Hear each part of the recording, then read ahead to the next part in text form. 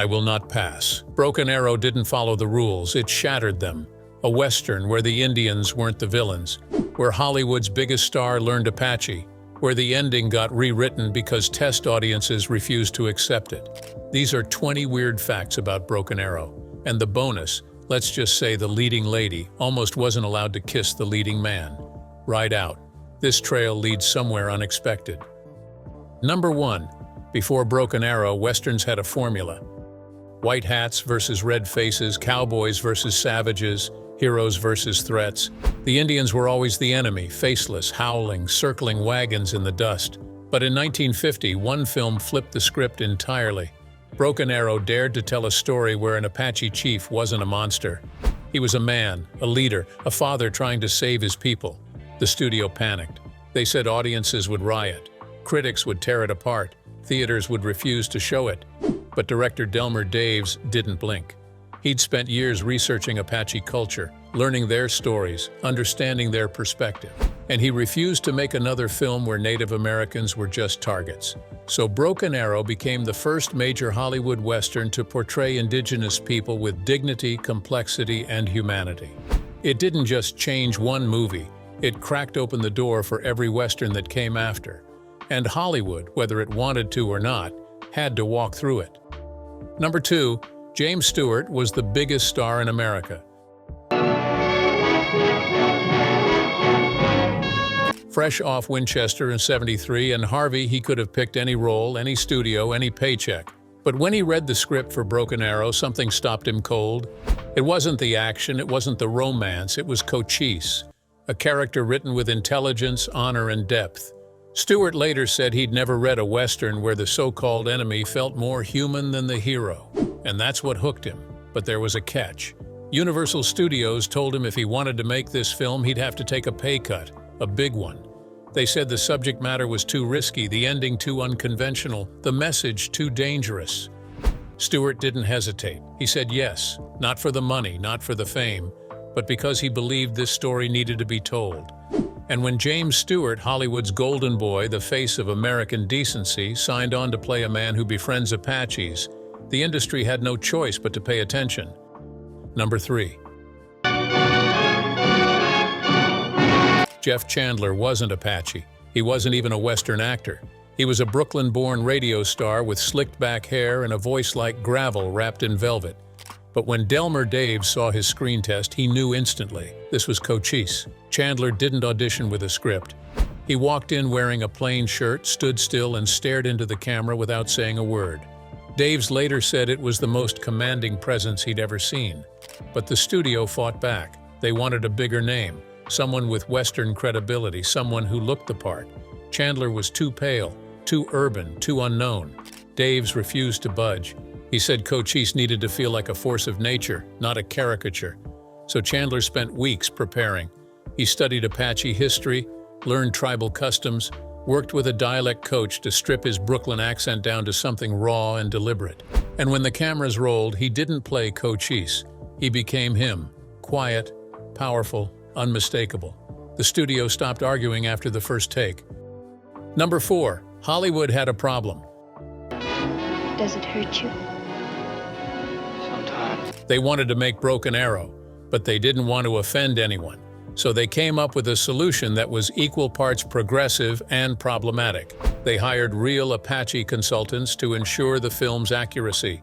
Tribal elders were brought to set. They taught the cast Apache phrases, explained ceremonial dances, corrected costume designs, and walked the crew through cultural protocols that had been ignored for decades. It was groundbreaking. But then the studio drew a line. The Apache characters, the ones with speaking roles, couldn't be played by actual Apache actors. Instead, they cast white actors in makeup and wigs. Cochise, Geronimo, Nalicadea, all played by non-native performers. The justification was simple.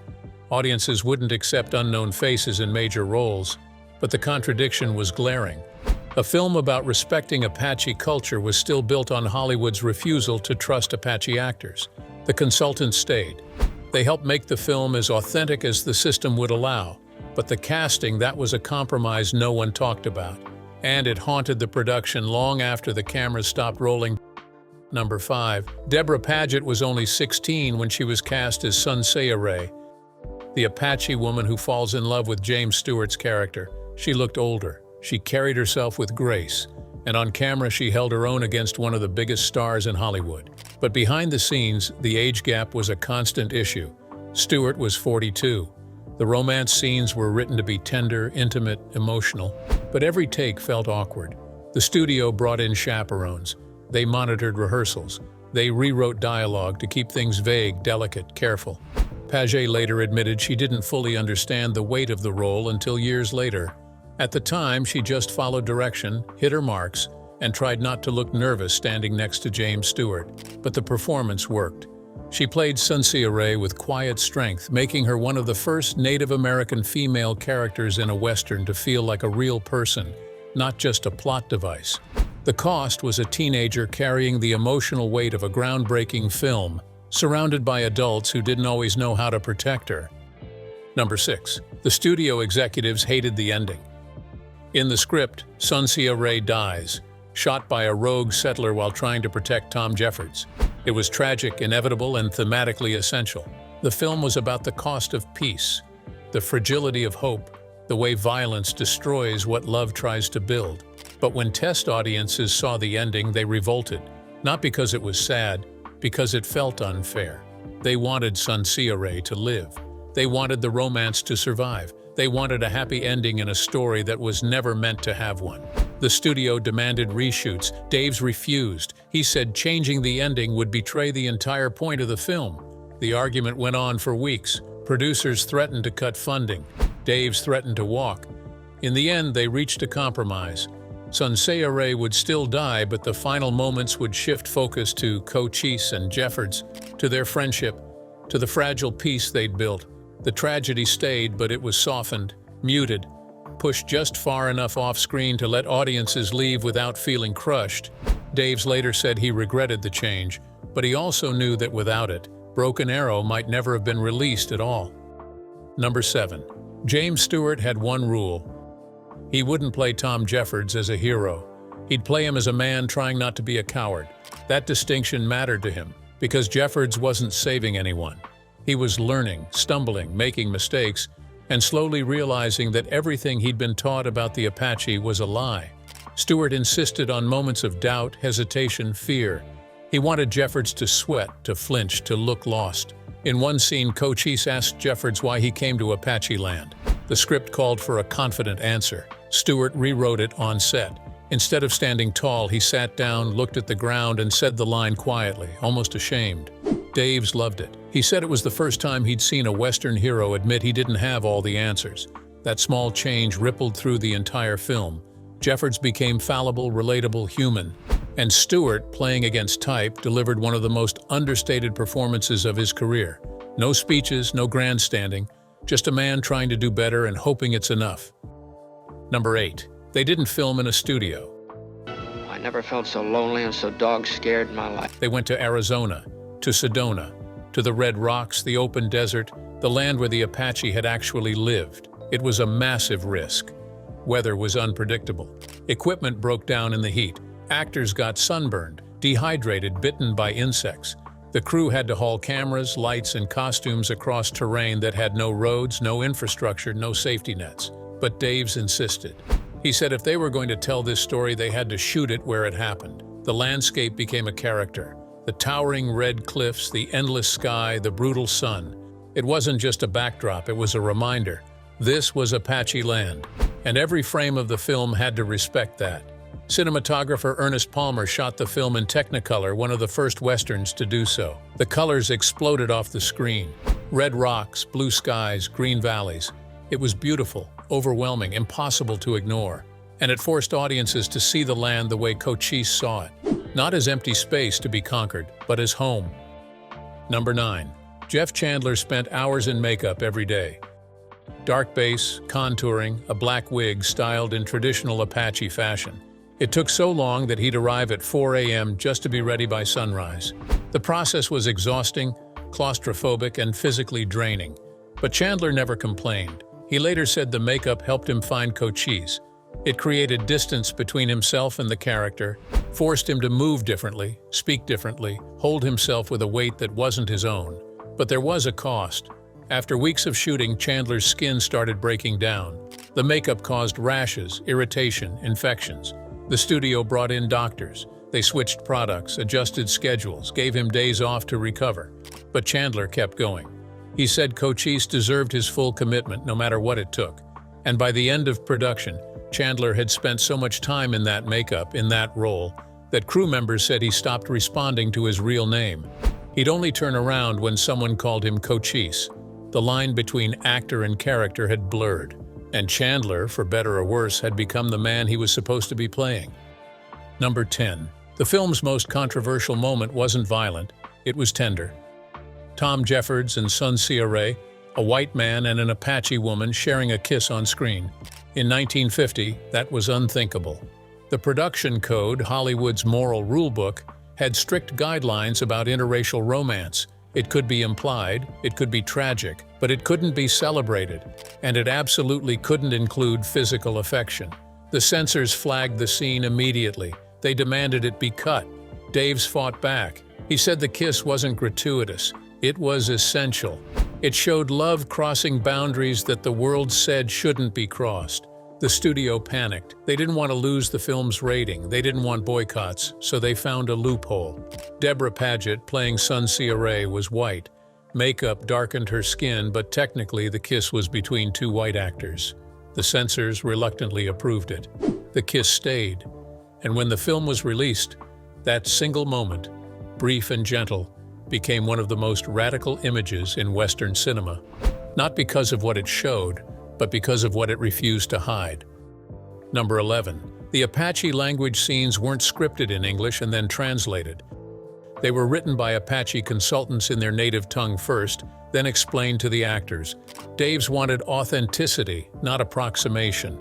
So James Stewart, Jeff Chandler, and the rest of the cast spent weeks learning actual Apache phrases, pronunciation, rhythm, cadence. It was brutal. The language didn't work like English. The sounds came from different parts of the throat, required different mouth shapes, different breathing patterns. Stewart struggled the most.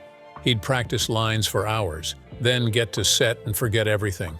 The frustration showed on his face between takes. He'd apologize to the consultants, start over, mess up again. Chandler picked it up faster, but even he admitted later that he was probably butchering half of it. The Apache consultants would wince, correct them gently, then watch as the actors tried again, and again, and again. Some crew members questioned why they were bothering. Why not just use English and let audiences read subtitles? But Daves understood something crucial. The sound of the language mattered. The effort mattered. When audiences saw the film, they heard real Apache words spoken with effort and respect, not the nonsense Hollywood had been passing off as Indian talk for decades. It wasn't perfect.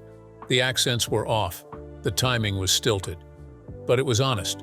And for the first time, a mainstream Western treated indigenous language as something worth learning, not something to mock or ignore. The consultants kept every recording.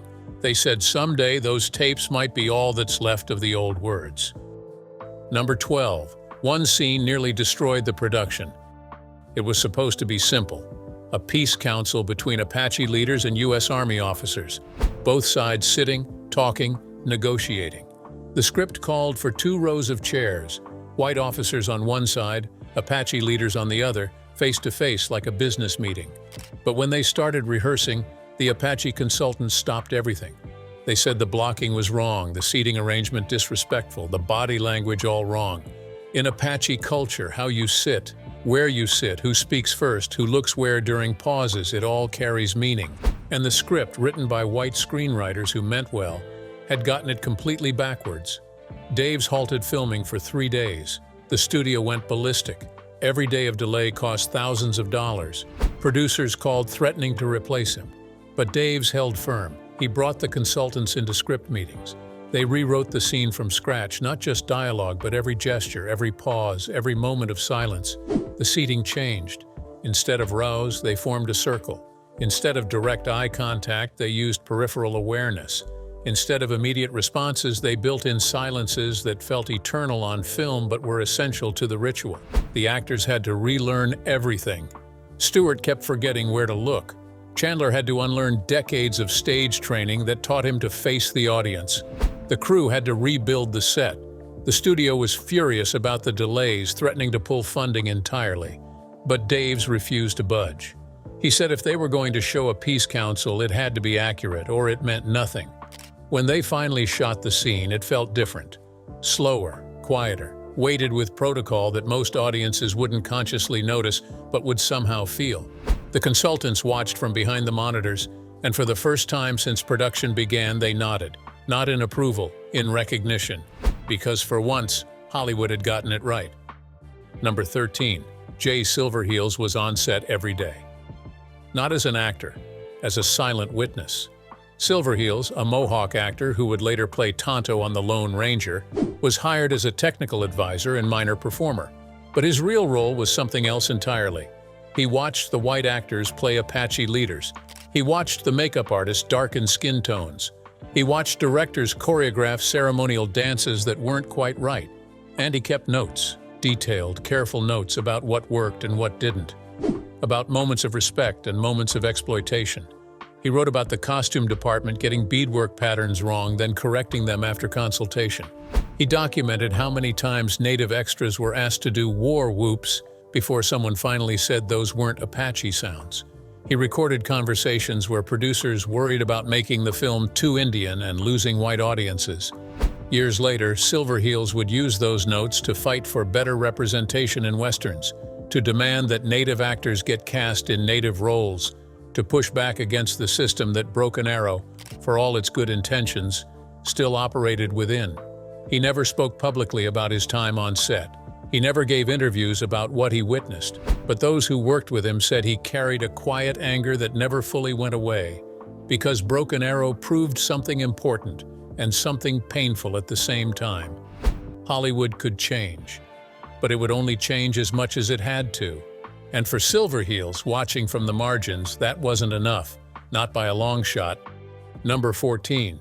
The film's biggest fight scene wasn't between cowboys and Indians. It was between two white characters arguing about whether Apaches deserved to live. And that scene, more than any battle sequence, almost got the movie banned in several states. Southern theaters refused to show it.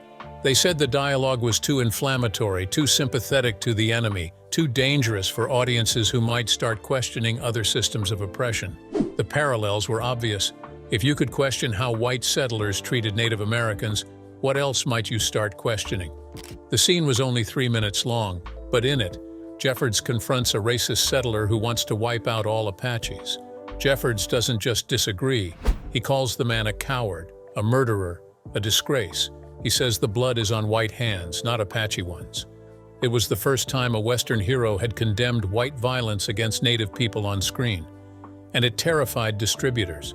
Some demanded the scene be cut, others wanted the dialogue softened, the accusations removed. The whole confrontation turned into something gentler. Daves refused every request. He said the film's entire purpose was to hold up a mirror to American racism, and if theaters wouldn't show that mirror, then the film had already failed. In the end, most theaters kept the scene. But in Alabama, Georgia, and parts of Texas, audiences saw a version where that argument was mysteriously shorter, quieter, easier to ignore.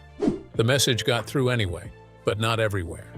And that compromise haunted everyone involved. Number 15. Jeff Chandler received death threats. Not from Apache communities, from white supremacists who despised the film's message. Letters arrived at the studio calling him a traitor, a disgrace, worse. Some threatened violence if he ever played Cochise again. Others promised boycotts, protests, public humiliation. Chandler later said he didn't take them seriously at first. He'd been in Hollywood long enough to know angry letters came with the territory. But then someone showed up at his home, a man standing outside watching, waiting. Chandler's wife called the police. By the time they arrived, the man was gone. But the message was clear. This wasn't just words anymore. Studio security got involved. They increased protection on set. They screened Chandler's mail. They made sure he never walked to his car alone. They assigned someone to check his dressing room before he entered. The threats never turned physical, but the fear was real, and the irony wasn't lost on anyone. Chandler was a white actor playing a native role in a film about tolerance, and still people wanted him dead for showing an Apache chief as human. He kept the letters in a box. He never explained why, but co-stars said that before every take, Chandler would remind himself that somewhere out there someone was furious that Cochise had dignity, and that thought, instead of scaring him, made him more determined to get every scene exactly right. The threats continued through the film's entire theatrical run, and even years later, when he played Cochise in sequels, the letters would start again. Each time a little less frequent, but never fully stopping. Number 16. Broken Arrow made history at the box office. Not because it was a hit, because of who came to see it. Native American communities, many of whom had never felt welcome in movie theaters, showed up in huge numbers. Tribal leaders bought out entire screenings.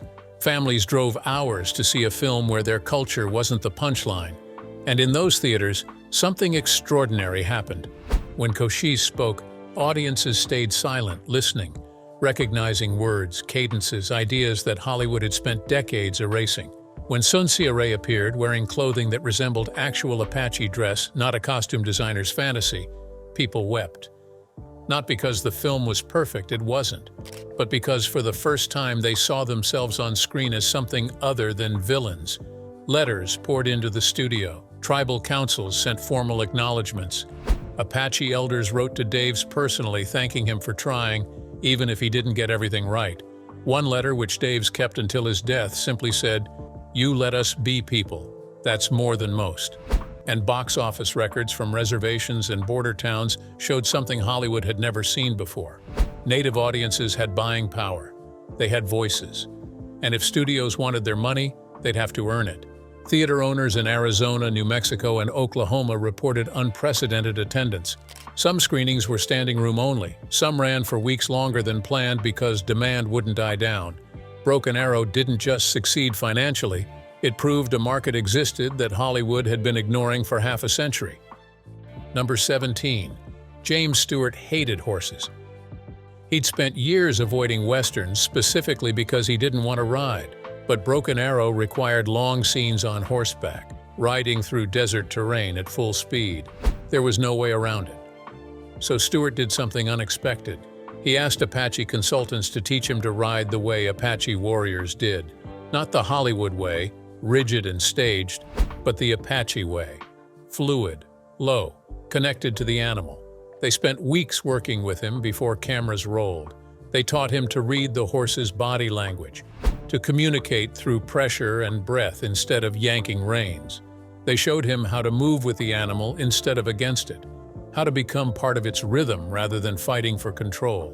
Stewart was terrible at first. He fell. He got thrown. His back ached constantly. The crew started taking bets on how long before he gave up and demanded a stunt double. But slowly something shifted. He stopped fighting the horse and started moving with it.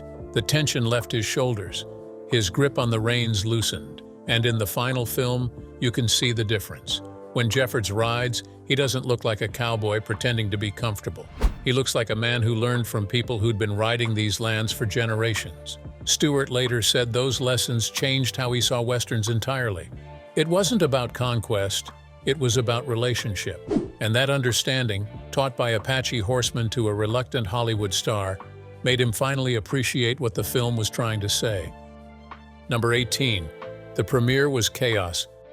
Not the event itself, the protests outside. In Los Angeles, conservative groups picketed the theater, holding signs that read, "Don't glorify savages and Hollywood hates America." Counter-protesters showed up defending the film, shouting back, blocking entrances. Police had to separate the crowds. Inside, studio executives panicked. They thought the controversy would tank the film before it even started. Outside, someone threw a bottle. Glass shattered on the sidewalk. Security rushed to lock the doors. Celebrities arriving for the premiere had to be escorted through back entrances. But something strange happened. The protests made national news. Newspapers ran stories about the film's message. Radio shows debated whether westerns should change. Columnists wrote think pieces about Hollywood's responsibility. And suddenly people who'd never heard of Broken Arrow wanted to see what all the fighting was about. The controversy didn't kill the film. It made it a cultural event. Lines wrapped around city blocks. Theaters added midnight showings, and every screening became a statement. Some people came because they agreed with the film's message. Others came because they were furious and wanted to see what the fuss was about. Either way, they bought tickets. And Broken Arrow, the film Hollywood almost didn't make, became one of the most discussed, debated, and profitable westerns of 1950. Not despite the protests, because of them. Number 19. Jeff Chandler's performance changed his life. Before Broken Arrow, he was a working actor with steady roles and zero recognition. After Cochise, he became a star, but not the kind he expected. He received an Academy Award nomination for Best Supporting Actor, a massive honor that should have launched him into leading man territory. The nomination put him on magazine covers. It got him invited to premieres. It made his name known beyond radio circles. Instead of opening doors, it closed them. Studios only wanted him to play Native American chiefs, tribal leaders, wise elders. He played Cochise 2 more times in sequels that got progressively worse, films that lacked any of Broken Arrow's thoughtfulness. He played other indigenous characters in forgettable westerns that treated Native people like props again. And every time he wore the same makeup, the same wig, the same costume. Directors would say, "Just do what you did in Broken Arrow," as if Cochise was a character type, not a specific human being. Chandler later admitted the nomination was both the best and worst thing that ever happened to him. It gave him fame, but trapped him in a role he couldn't escape. He spent years trying to break free, auditioning for different parts, fighting for complex characters that had nothing to do with westerns. He wanted to play villains, lovers, detectives, anything but another chief staring wisely into the distance. But Hollywood had decided who he was. And no matter how hard he fought, Jeff Chandler would always be the white actor who played Cochise. The role that made him famous became the role that defined and limited him until his death in 1961, at just 42 years old. Heart attack, sudden, unexpected, and Hollywood barely paused to mourn. Number 20. The film spawned a television series that almost no one remembers. In 1956, 6 years after the movie, a network tried to turn Broken Arrow into a weekly Western show. It lasted 2 seasons, 72 episodes of wasted potential. The premise was similar, focusing on the friendship between Tom Jeffords and Cochise, but everything that made the film radical was stripped away. The Apache characters became sidekicks. The moral complexity turned into simple good versus evil. Every episode followed the same pattern. Problem arises. Cochise offers wisdom. Jeffords saves the day. The casting was even worse.